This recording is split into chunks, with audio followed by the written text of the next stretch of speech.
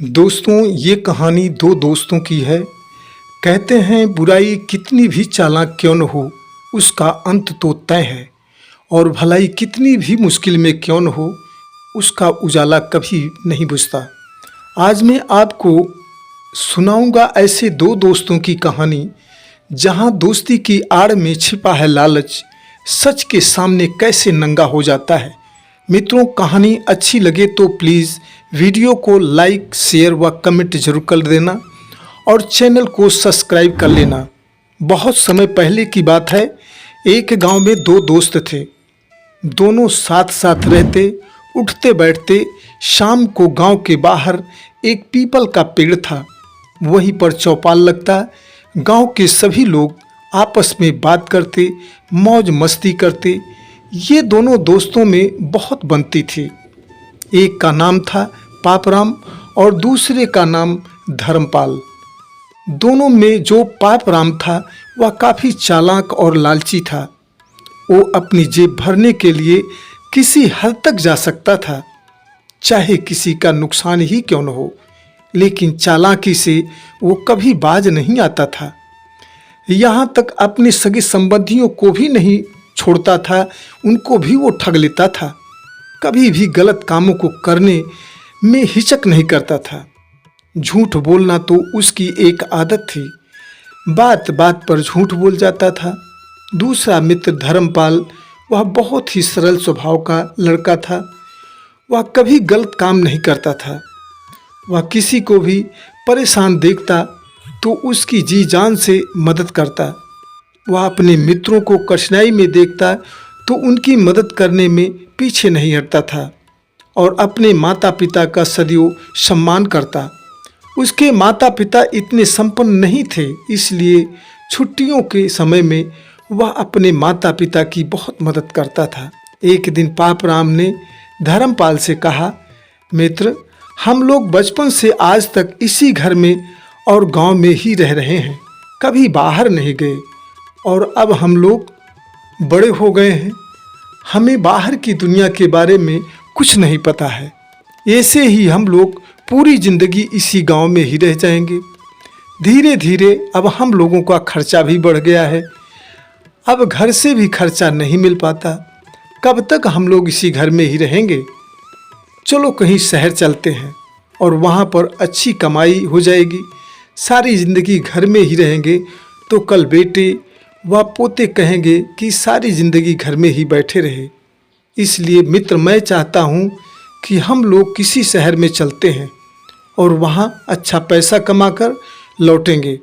धर्मपाल बेचारा बड़ा ही भोला था, उसके पास छल कपट नहीं था।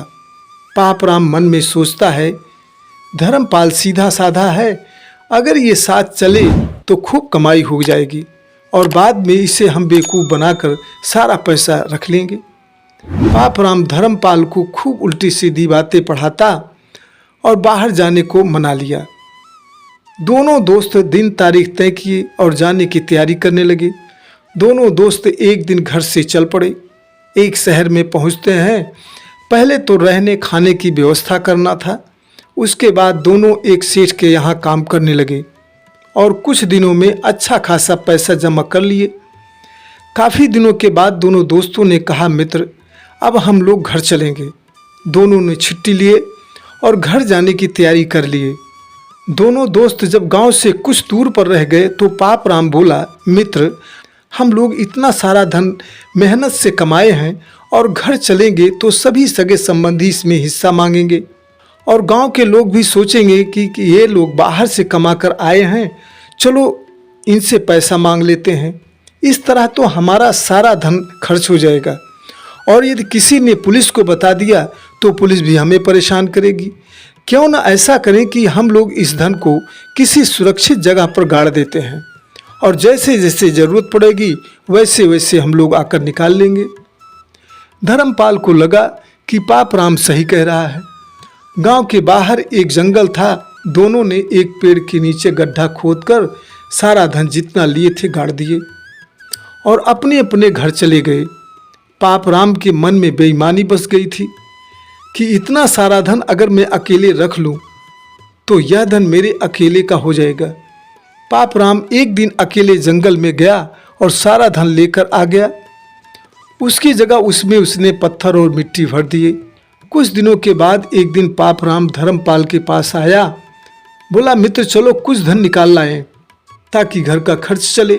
धर्मपाल ने कहा, ठीक है चलो। दोनों जंगल में उसी पेड़ के नीचे गए जहाँ पर धन गाड़े थे।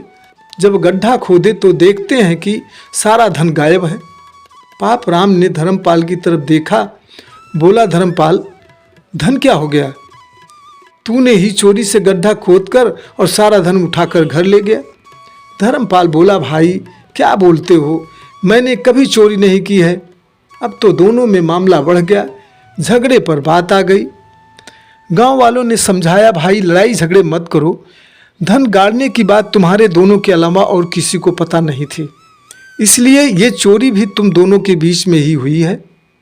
पापराम कहता है, धर्मपाल सच सच बता दो, ये धन तुमने ही चुराया है, मैंने नहीं चुराया है, और सीधे सीधे हमारा आधा धन दे दो, नहीं तो हम पंचायत बुलाकर तुम्हें इस गांव से बाहर निकलवा कर छोड़ेंगे। धर्मपाल ने कहा, ठीक है पंचायत तुम बुला लो, हमें स्वीकार है। पंचायत इकट्ठा हुई। पंचायत को सारी बात बताई गई। पापराम ने पंचायत से हाथ जोड़कर कहा, महोदय सारा धन धर्मपाल ने लाकर अपने घर में रख लिया और अब झूठ बोल रहा है कि मैंने नहीं लाया। धर्मपाल ने अपनी बात पंचायत के सामने रखा। बोला, मैंने धन नहीं लाया। पंचायत ने कहा, ये बताओ वहाँ पर धन रखने की सलाह किसने दी थी? पापराम ने कहा, सलाह तो मैंने ही दी थी। तो इसका मतलब है कि धन भी तुम ही लाए हो। पापराम माने ही न। तब पापराम ने कहा, अगर आप चाहें तो उस पेड़ से पूछ लें, वो बता देगा। तो चलो ठीक है, चलो चलते हैं पेड़ के पास। पापराम ने कहा, वो पेड़ बहुत दूर है, हम कल चलेंगे। पंचायत ने कहा, ठीक है कल चलें।